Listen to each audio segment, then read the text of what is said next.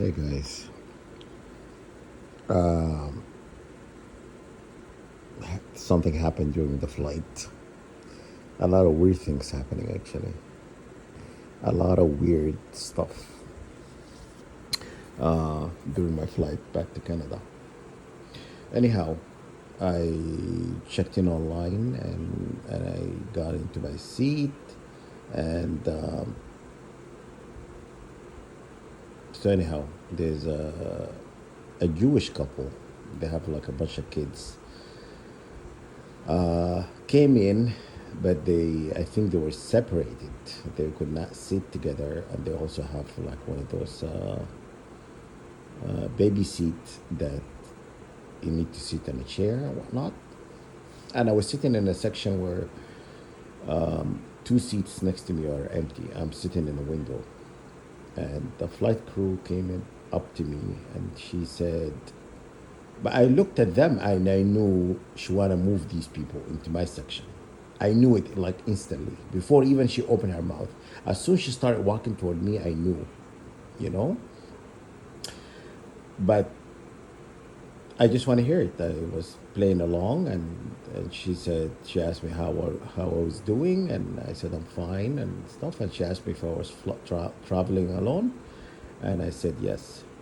And so she asked me if I don't mind to be relocated to another seat and to give up my seat um, because the the couple up front they have a baby seat and they're sitting in an area where there's no room to because they were sitting in an area where there is a what do you call it, an exit seat area, which is there is no room to put a baby seat, you know,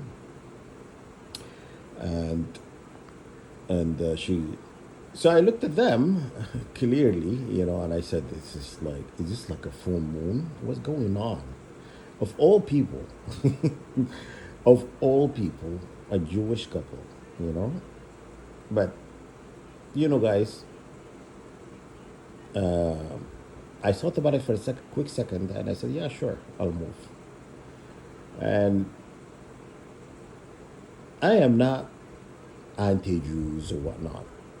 There is some good Jewish people, but there is a lot wicked ones, you know. So I'm not gonna hold one family accountable for what these people are being called. You know, they called an instigator. They called of warmongering demons. They've been called a lot of things. You know, there is a. I know not all Jews are bad. You understand? So I can distinguish good and bad. You know, Anahazi Jews are the wicked ones. Zionist Jews are the wicked ones. So I know which one. And I cannot tell from looking at this person if he's any of those, you know? And I just wanted to help. So I got up. I gave up my seat and she moved me to their area, the exit seat where they were sitting. So I moved there and it was very bizarre. The flight, the whole thing, everything have happened. It was very bizarre, and it got me like, what's going on? Everything was happening at one thing after another, you know. So I sat down. The person next to me was his son could not sit next to him because he's 15 and he's sit next to exit seat because I was sitting next to the window and there's an empty seat in the middle between me and his father. The kid was moved back.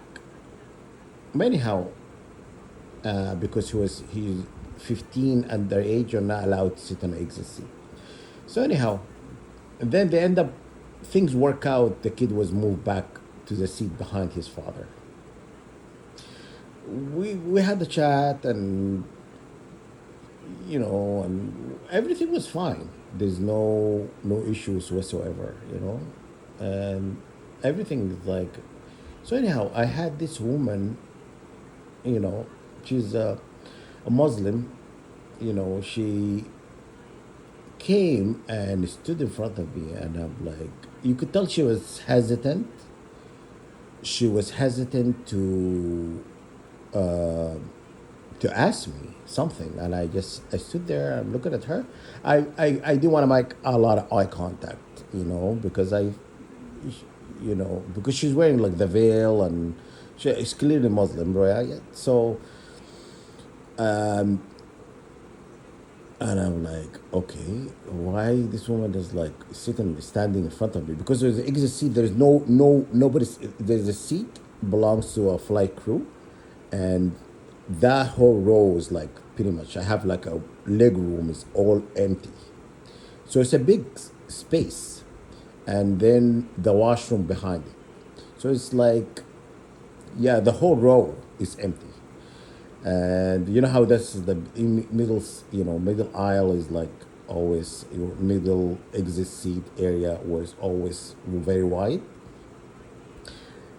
And she asked me, do you mind if I pray here? Then I initially I didn't understand what she was saying because she has an accent. And I asked her, what do you mean? What did you say? And she says, oh, do you mind if I pray here? Oh, yeah. I said, no problem. You want me to get up? You want to take my seat? You want to pray in my seat or whatnot? And she goes, no. I want to pray like in front of me. Like, and I said to her, where are you going to be facing in your prayer? She goes, she's facing my seat. She was going to face my seat. She was basically praying over me, like toward me. You know how Muslim, us, I'm a Muslim, we pray toward the direction of Mecca, right? You can pray in, if you pray against Masjid al-Aqsa in Palestine, it's still your prayer accepted. And if you pray in Mecca, it's still accepted, right? So there is three directions that, people pray, but, no two direction. And so anyhow, I said, no, you're not gonna pray toward me, like, I am, I thought it was like she was gonna pray over me, like, and I was like, no, we'll just wait.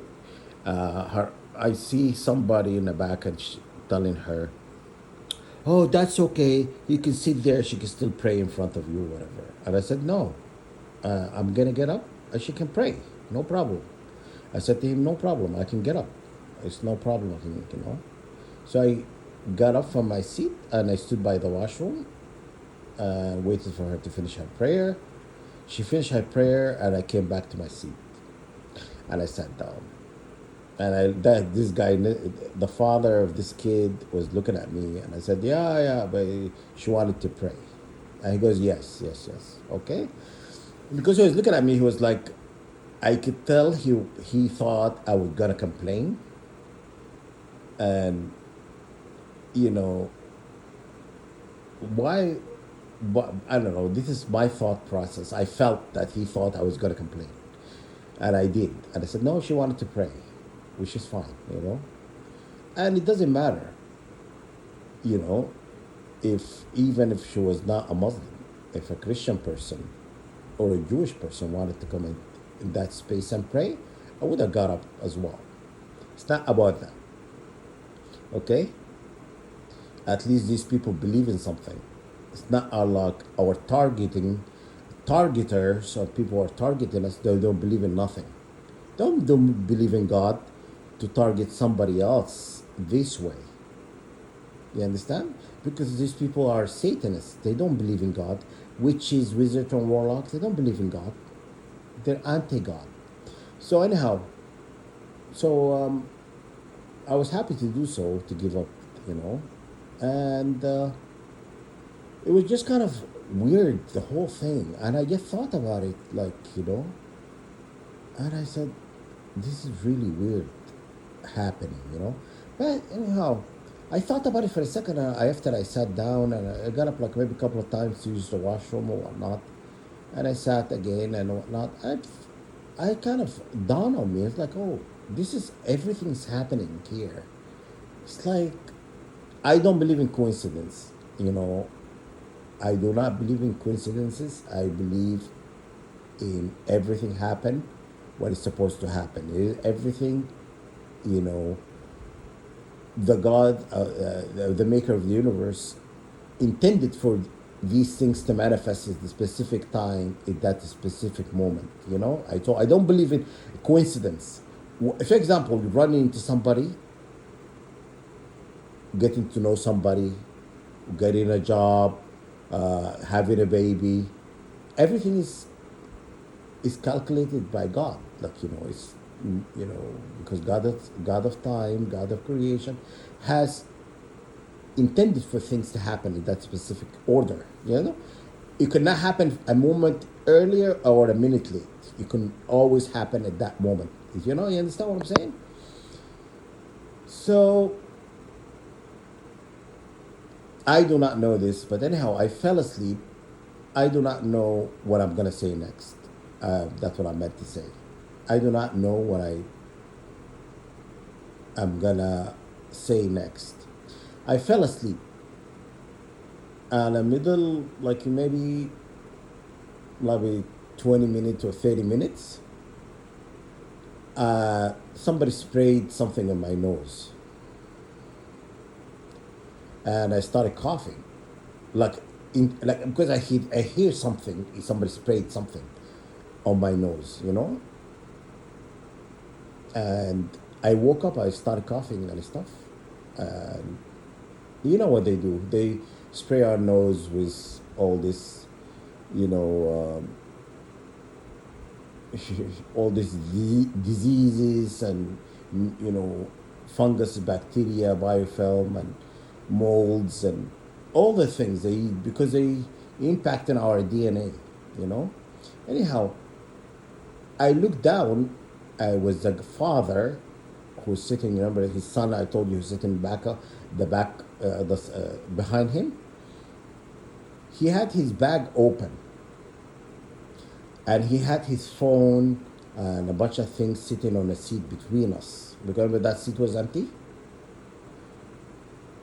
and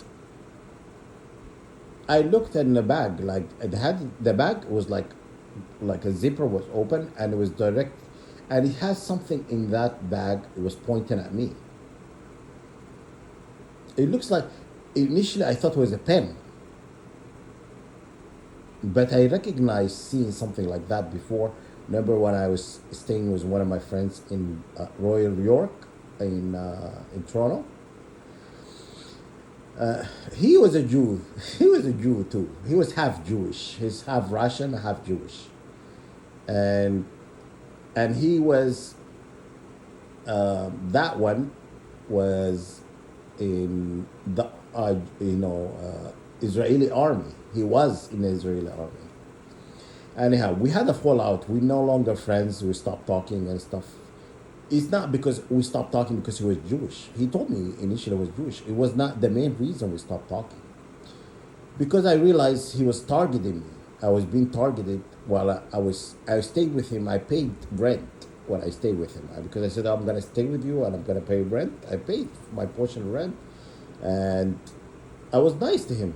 But then we had a discussion about anyhow about a lot of things, and one of them is my views on Israel and killing Palestinians.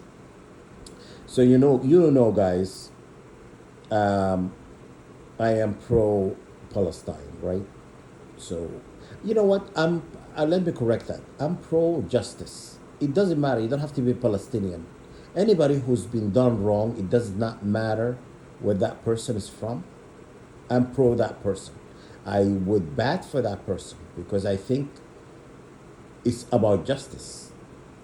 This abuse have gone for a long time. These people are abusing people globally, you know, and it's not fair.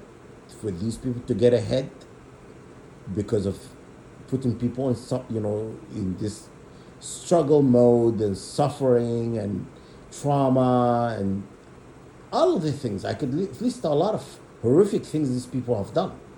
But anyhow, I just told him how I feel about Israel. And then I became the enemy of the state. He did not like my views because obviously my views does not align with his Jewish views. He's not even a true Jew. He's like half Russian, half, they're not even a descendant of that bloodline, you know? And anyhow, he was giving me, a cold shoulder, and you could tell, I was still being targeted in his house. But I started not to like him. So, and that's what I decided I don't want to stay there anymore, you know? I left. Then, because one time he spoke Russian, and he he was talking to somebody, in Russian, and I was in the kitchen making something, and he came in from work or whatnot, and he was talking Russian and stuff, and he looks at me, and he said this word in Russian, and so I remember hearing the word. I said, but okay, let me explain something. It doesn't matter what language you're speaking when you gossiping about somebody. It doesn't matter. It's, a Chinese person can speak about me. When they're gossiping about you, you would know. I feel the intention in the air. I could feel it. I could feel like he's gossiping about me. But I just played cool. I didn't really react or show him that I knew or none of that. And it doesn't matter what language, when you're gossiping, you're speaking negatively about a person, you feel it. This is how, this part of our creation. So anyhow, I went and Googled the word he said, because, and the words he said I was a racist. He said I was racist, Yeah. So this person, we used to be friends, and then I became a racist because my views does not align with his views. I have to say, oh yeah, Israeli are doing a good job, other good people. I have to speak favorably about this corrupt nation.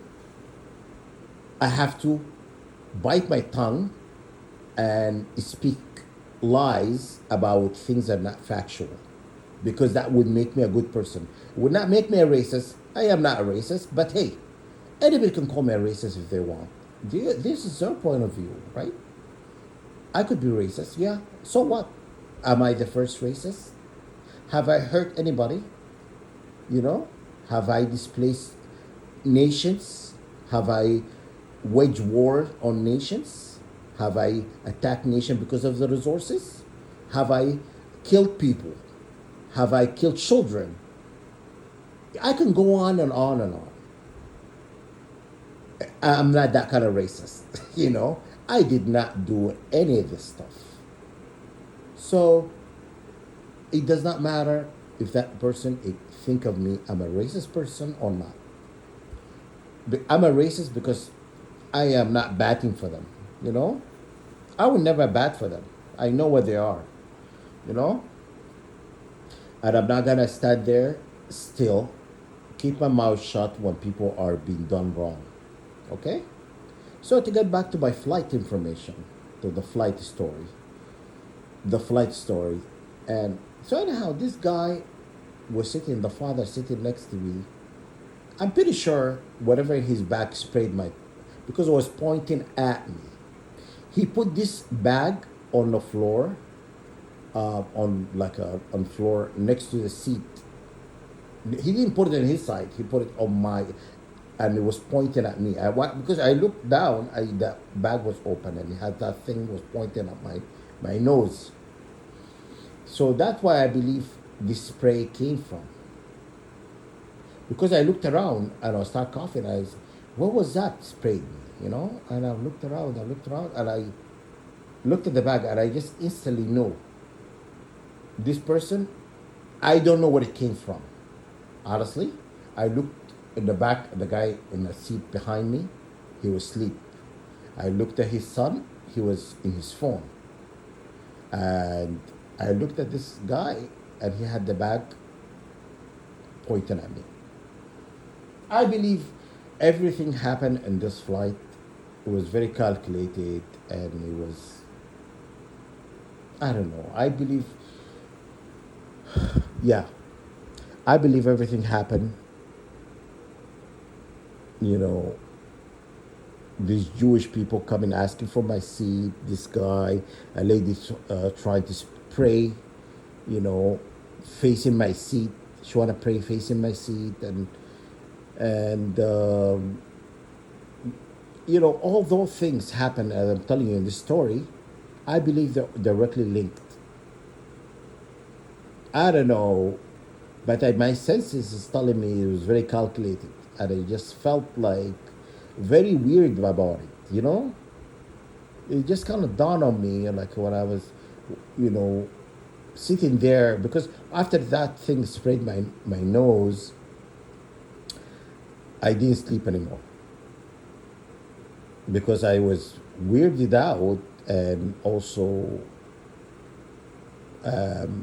I didn't feel that great. Whatever they sprayed me with, it was making me a little bit ill. But anyhow, that's what happened. They do that on flight. These people would do that on flight. Wow, you can't escape it. You go anywhere, you know.